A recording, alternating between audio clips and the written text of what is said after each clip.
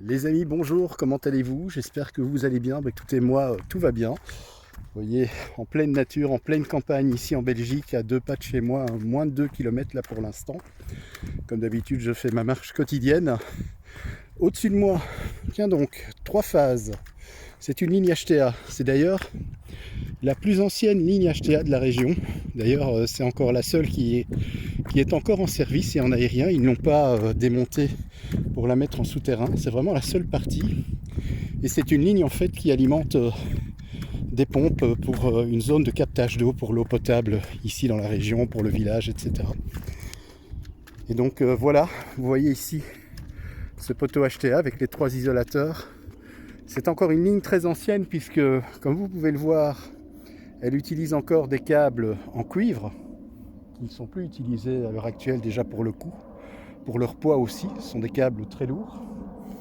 Et donc vous voyez, je vais essayer de me rapprocher un petit peu. Je ne sais pas vous zoomer avec la caméra de mon smartphone là, mais comme vous pouvez le voir ici, en tout cas, vous voyez, les armements sont encore réalisés en fer forgé à l'époque.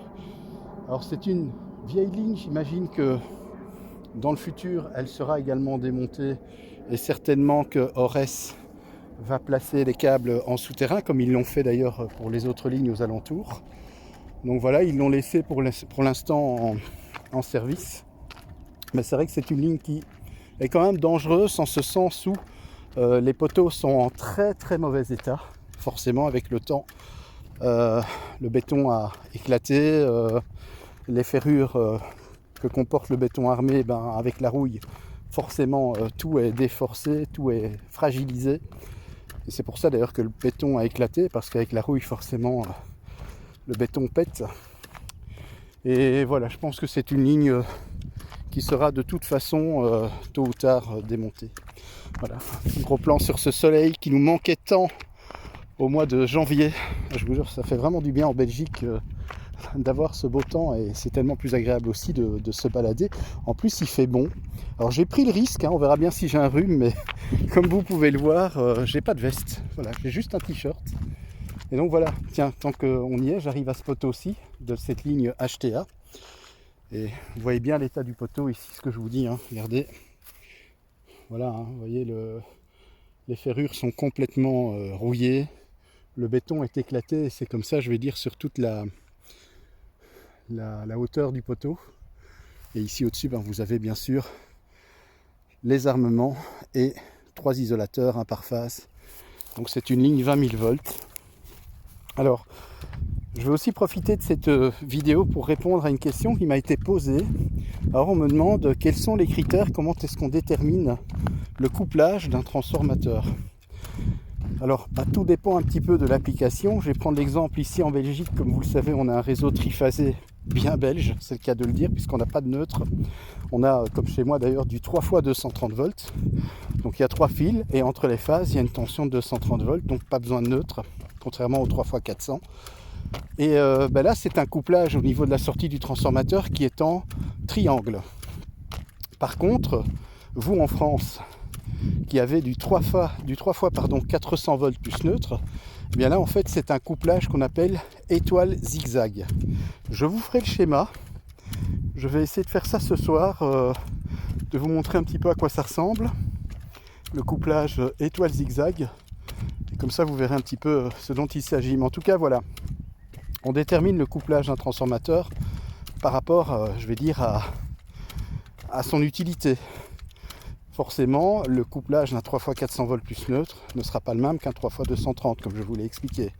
Donc voilà, ça dépend un petit peu les applications, et ça, ce sont les ingénieurs qui étudient les postes HTA, etc., les postes haute tension, qui déterminent les couplages de ces lignes. Voilà, on m'a posé aussi une question par rapport au règlement, le RJE, donc c'est-à-dire les normes des installations électriques 2023 en Belgique. Je vous avoue, je ne les connais pas par cœur. C'est vrai que ça a bien changé. Par contre, vous pouvez les trouver sur internet facilement. Allez voir sur des sites comme Vinsot par exemple, ou des organismes ainsi qui réalisent le travail, je vais dire, de contrôler les installations électriques avant de les mettre en service pour être sûr qu'elles sont dans les normes et qu'elles sont bien faites et qu'elles voilà, ne représentent pas de potentielle dangerosité. Donc là, vous avez des chances sur ces sites-là de trouver effectivement et de pouvoir télécharger gratuitement le règlement. Et là, vous aurez toutes les nouvelles normes en vigueur en Belgique concernant les installations électriques. Moi, je connais plus les normes, c'est vrai, plus anciennes. Parce que bon, je suis déjà un vieux de la vieille, comme on dit. J'ai passé 50 ans, donc forcément. Mais bon, blague à part, voilà, il est évident que les normes que je connais le plus ne sont plus non plus toutes en vigueur et ne sont plus valables à l'heure actuelle. Maintenant, je sais par exemple qu'on a changé au niveau de l'intensité des disjoncteurs par rapport au câble, c'est-à-dire que avant, pour du 1,5, on pouvait aller jusqu'à 16 ampères. Je pense que maintenant, pour du 1,5, on peut, si je ne dis pas de bêtises, j'espère ne pas dire de bêtises, corrigez-moi si c'est le cas, mais je pense qu'on peut, encore non, je crois que je dis, non, je vais dire une bêtise là, non, mais en fait, ce que je veux dire, allez, à partir d'une certaine section, je sais par exemple que moi, dans ce que j'ai appris dans les normes, quand j'étais aux études, par exemple, du 6 mm2 doit être protégé par un disjoncteur de 32 ampères. Du 10 mm2 doit être protégé par un disjoncteur de 40 ampères et ainsi de suite. Mais sans dire de bêtises, je pense que les normes ont changé à ce niveau-là. Je pense qu'on peut mettre une protection de 40 ampères, et corrigez-moi si je dis une bêtise, on peut mettre une protection de 40 ampères pour du 6 mm2. On peut mettre une protection de 50 ampères ou 60 ampères même pour du 10 ou 50, je sais plus, mais voilà.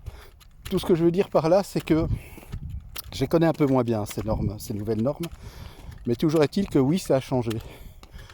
Donc voilà, mais pour répondre à la question qui m'a été posée, il suffit simplement de la télécharger sur internet. Vous allez voir sur le site, ou même vous tapez tout simplement sur Google, vous tapez normes RJE, normes électricité, installation électrique Belgique 2023, et vous allez tomber dessus, et ainsi vous pourrez les télécharger gratuitement et avoir toutes ces normes en vigueur, parce que je vous l'avoue, je ne les connais pas par cœur. Voilà, écoutez, j'essaierai ce soir, et si ce n'est pas ce soir, ce sera dans le courant de la semaine, promis, de vous faire le fameux schéma qu'on appelle le couplage étoile zigzag d'un transformateur.